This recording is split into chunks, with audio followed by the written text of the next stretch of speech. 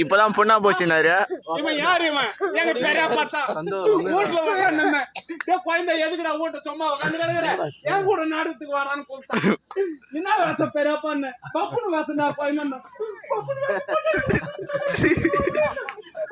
யாரும் ஒண்ணு அடிக்க மாட்டாங்கடா. பெரியப்பா நாங்க பாத்துக்கிறோம் வாடான்னா எப்படியா பையா பெரியப்பா தாத்தான்னு கூட கூப்பிடு.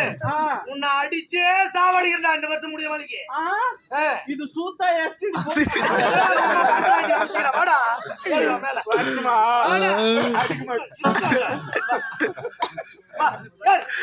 எனக்கு ஒரு டவுட். எல்லாம் ஜட்டி போட்டுதான் பேண்ட் போடுவாங்க. பேண்ட் போட்டு மேல ஜட்டி போட்டு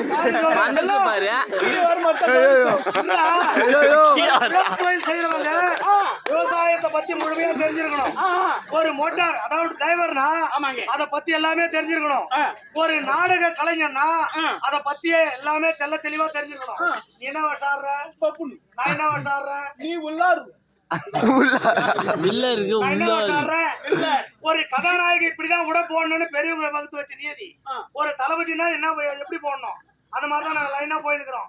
இடையில வந்து வெள்ள வாசு போட்டா லேடிஸ் போற லெகின்ஸ் மாட்டினாலும் ஒன்னாலும் போடலாம். என்ன சன்மானத்தை விட்டு கொடுக்காம தொழில் செய்யணும். ஆனா மனுஷனா பிறந்தா ஏதோ ஒரு அளவுக்கு மூல வளர்ச்சி கம்மியா இருக்கலாம். ஆனா இவ்வளவு மூல வளர்ச்சி கம்மியா கொண்டாந்து விட்டுட்டு கம்பெனி நிர்வாகி தெரிகிறார் பாரு.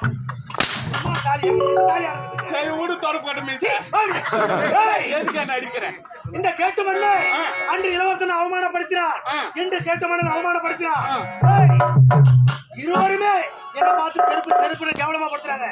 அப்ப இரு, இவ்வளவு நேரம் அவங்க கேட்டதுக்கு தான் என்ன அச்சுங்கிற கேக்குறவனுங்க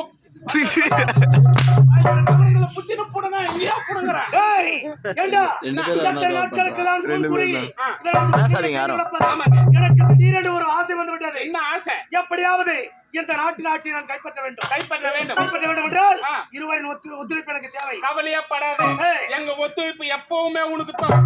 எவன் மண்டாட்டி தாலியா இருக்கணும், எவன் மட்டும் தீலியா இருக்கணும்னு சொல்லு, நான் பண்ணிடுறேன். தாலியா இருக்கிறது நமக்கு நான் புதுசா.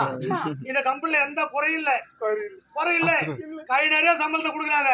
சீட்டு கூட உனக்கு பிடிக்கிறது இல்ல, கஷ்டமா இருக்குது வீட்டுல. எந்த குறையுமே இல்ல. இதுக்கிடையில ஒரு கம்பெனில 5000 என்ன 50,000 1 லட்சம் வாங்கினா திருப்பி கட்டணுமே. ஒரு கம்பெனில 5000, ஒரு கம்பெனில 7000, ஒரு கம்பெனில 10,000, 3 கம்பெனில வாங்கி செலவு பண்ணிட்டேன். முதலாளி வாத்தியார்கிட்ட என்ன சொல்ற? ஏம்பா முதலாளி வாத்தியாரே, நான் வேணாம் தான் சொன்னேன், அவளா கொண்டாந்து கொடுத்துட்டாங்க. அவங்களே கம்பல் பண்றாங்க. வாங்கிட்டேன், இந்த பணத்தை நீ தானே கொடுக்கணும். நான் செலவு பண்ணிட்டேன், நீங்களே எடுத்து போய் கொடுங்க.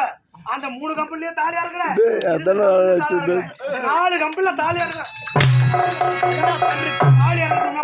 தாலி இறக்கிறது நம்மளுக்கு புதுசா? ராஜாக்கா துட்டு இல்ல. மேல 10 கோயா தாலி அறுத்து